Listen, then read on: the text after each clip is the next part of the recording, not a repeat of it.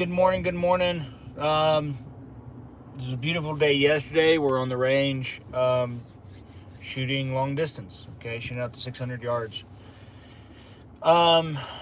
Today, obviously, it's a Monday, so happy Monday. But tomorrow, SB3 will be heard, unless they change it to the last minute. SB3 will be heard at 9 o'clock. Of course, they don't really get started on time, but it's supposed to be heard tomorrow. And if you've been watching me, following me, then you know that I think you should sign up to testify, both written and verbal. Even if you cannot show up for the verbal testimony, I think it's important to have them call your name, even if you can't be there.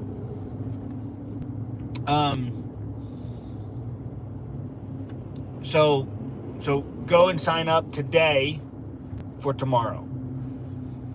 And if you haven't done your written testimony yet, sit down and write it out tonight. The other thing is, the weather is going to get better here. It's going to get warmer. So if you like indoor ranges because the weather is cold or rainy or any of that stuff, then, the weather is getting better. So let's go train. Let's go to Pikes Peak Gun Club. Let's, schedule me for a 2-hour course, 3-hour course, coaching sessions. I have concealed handgun permits coming up. The courses anyway, so schedule those out, and let's enjoy the sun up here at 6,000 feet above elevation, above sea level, excuse me. Yeah, so SB3, it's going to be pretty important tomorrow.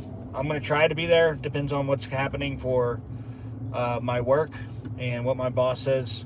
Like if I got to be there or whatever. But we'll see. I am going to sign up. If I'm not there, I'm not there. But I'm still going to sign up. I'm going to make them call my name. I'm going to make sure that they understand. I gotta get over here. Make sure that they understand that I am in opposition to SB3. And driving, of course. So make sure that I'm in opposition. And unfortunately, they're trying to use money from sportsmen nationwide, right? Because they're trying to use the money that is gathered from sportsmen and women that come to the state to get their elk tags and their licenses and stuff like that. Out of state funds and in-state funds, for that matter, to fund this anti-2A legislation. It's pretty ridiculous. So I don't know all the nuances about it, but apparently CPW doesn't fall under Tabor, and because it doesn't fall under Tabor, they can use those funds for basically whatever the hell they want to, and they're going to use the funds for anti-2A things. It's not a good thing. It's not a good thing, and other states are following suit too. So you have, I think California just introduced a bill that is similar. Of course, you're going to have other blue states like Washington, Oregon, Minnesota, Illinois, New York, Maryland, Hawaii. All the usual suspects are probably going to make something like this in their state if this passes. So we have a due diligence of responsibility to testify against this bill, to make sure that our lawmakers understand that we don't want this bill. We don't want SB3. Is a horrid legislation, a horrid legislative bill. And so we have to do everything we can in our power, in a peaceful manner, of course, to oppose SB3. Now, if you don't know what SB3 is and you're following right now, it's basically they're taking funds from sportsmen and sportswomen from in and out of state to fund it. And then what they're going to do is going to make you, Colorado citizen, they're going to make you go and get a permission card from the sheriff just so you can take a course. Okay? Now, hear me out on this. So, just so you can take a safety course. And that safety course is 12 hours. It's 4 hours if you have your hunter safety card, let's say, but for all intents and purposes, you still have to go get your permission card before you even take the course.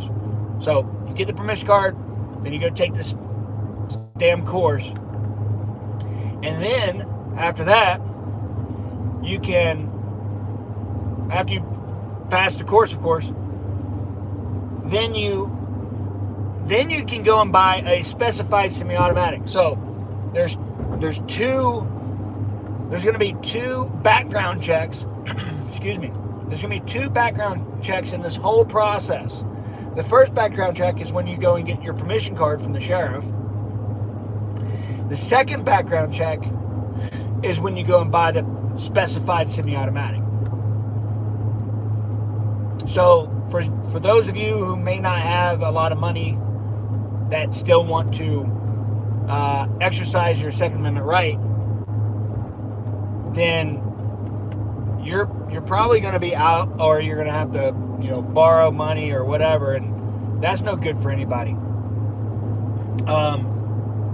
It used to be, you could buy an AR-15 for about $500, and then you could buy some ammo, go to the range, and exercise your Second Amendment. What they're trying to do is make sure that you cannot exercise your Second Amendment unless you have the money to do so. That's what they're doing.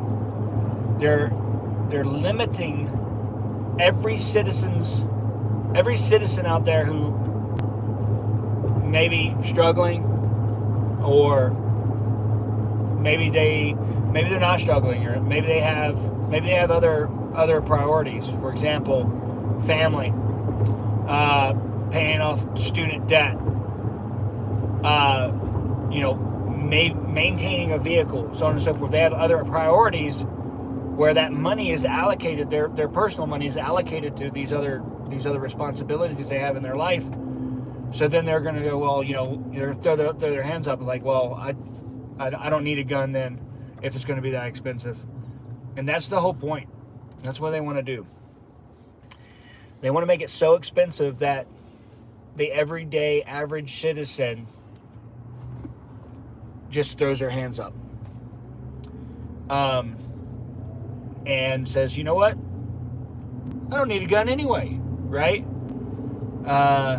It's relatively safe, so on and so forth, blah, blah, blah. But you don't need a gun until you need a gun. And when you do need that gun, you're definitely going to want the training behind it. So I've always said that government shouldn't mandate training, but you should get training. You should 100% get training on firearms, just like you get training on some vehicle stuff, right, when you drive or whatever. But even that, if you go around looking around today, especially on the I-25, man, there's some idiots on the road that weave in and out of traffic. Then they don't care for human life. And anyway, so I'm kind of rambling on now because I'm driving. I don't want to mess with my phone while I'm driving. So I don't know. What do you guys think in the comments? Tell me what you think in the comments so I can read them later. But if you're just joining this live stream is all about SB3, which is being heard tomorrow at the Colorado Judiciary Committee in the House. And the process is it's going to be heard at the House, and then it's going to be read 2 or 3 more times. I'm not clear on whether the committee hearing is the first reading or if it's not the first reading. I think it is the first reading, so then it gets read by the full House 2 more times. And then that's, of course, if it passes each one of these gates. And then after that, if it passes, then it goes to Governor Polis's desk, which, fingers crossed, he doesn't really support the bill. Fingers crossed, of course. But, I think it has to go back to the Senate. Maybe we can prolong this process, because I think May 5th, if I remember correctly, is the last day for the legislative season. So if we can get it pushed, just keep pushing this thing. I know we're a long way from May 5th, but if there's a way we can keep pushing this thing so that it doesn't even get heard, that'd be great. So there's another way. So they're trying to get you to have a permission slip so you can take a course. Then after the course, then you can buy the damn thing. It's specified semi-automatic, and they're 100% targeting AR-15s and AK-47s and the like. So in the bill it says, it's a direct gas system or a piston system or blowback.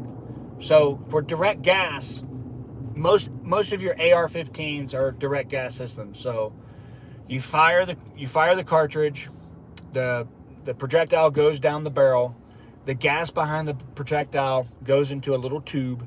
That tube then directs the gas to what's called a gas key, which is on the bolt carrier, not the bolt, but the bolt carrier. And then that gas then pushes the bolt carrier and the bolt and the whole bolt assembly rearward. And then it does the cycle that way. Now, that's direct gas. Piston gas system is similar in nature, whereas, let's say an AR-15 that's a piston gas system, the gas goes in this little tube in the top of the barrel, and then it hits a piston. Okay, and that piston then gets pushed, and that piston hits a piston key, and then that pushes the entire bolt assembly rearward, and then it goes through that cycle in that way. So in the bill, they're directly attacking AR-15s and AK-47s and the like, okay, without calling them assault weapons, right? So this is a rebranded assault weapons bill without saying the term assault weapon, because they figured out that term is a detriment to their agenda. That's what that is. And the thing about it is, like, they're winning. At least here in Colorado, they're winning that fight, unfortunately, because we have a super majority in the House and Senate, and also our governor is a blue guy, if that's what you want to call him. So anyway, they're directly attacking those firearms that they would otherwise call assault weapons, but they're not, because they know that it's a detriment to their agenda. What do you guys think? What kind of things can we argue tomorrow when we're sitting in front of the Judiciary Committee and we're looking at all their beady little eyes and we're looking at them and saying, this bill is unconstitutional, of course, but here's some other reasons why you shouldn't support this bill, right? What are your thoughts on that? Because, I mean, I have my thoughts. So, one thought is the fact that the concealed handgun permit course that was passed last year, and basically it is in effect now, it's effectively in effect now, because at least here in El Paso County, there are no more applications available before July 1st, which is when that law was supposed to go into effect. But anyway, the concealed weapons course here in Colorado, that doesn't count for this 12-hour firearm safety course. Now, if this thing does pass, I personally will I'll offer both the concealed handgun course and the extended safety course, if you will. I will offer both of those at the same time because I can fill 8 hours of the 12 hours up with the concealed handgun course, and then the last 4 hours will just basically be all about these specified semi-automatics. That's what I'll end up doing if this thing passes. Yeah, I don't know what else to say. I'm still rambling. I'm trying to think of anything important to say to anybody who's listening to my ugly mug while I'm driving to work. I don't know what else to say, but you guys have a good day, and sign up to testify for tomorrow's hearing on SB3. Obviously, be respectful and be cordial and all those things, but be stern too. Like, you got to be stern as well. And if you haven't been to one of these things, it's pretty interesting, because those who are like really attentive and care, they'll actually look you right in the eye. But some of them, they don't give a damn at all, and they'll put their hand in their face, and they'll, whatever, they'll meander. You can tell that they don't even care what you say. So it's kind of disheartening when you have elected individuals that are supposed to care what people say, especially when they're from this state, and especially since they held their hand up and either they lied or told the truth, but they swore an oath, So, all right, man. Here's a stoplight here. I'm gonna get off here. I'm gonna stop running my suck. Love you guys. Bye.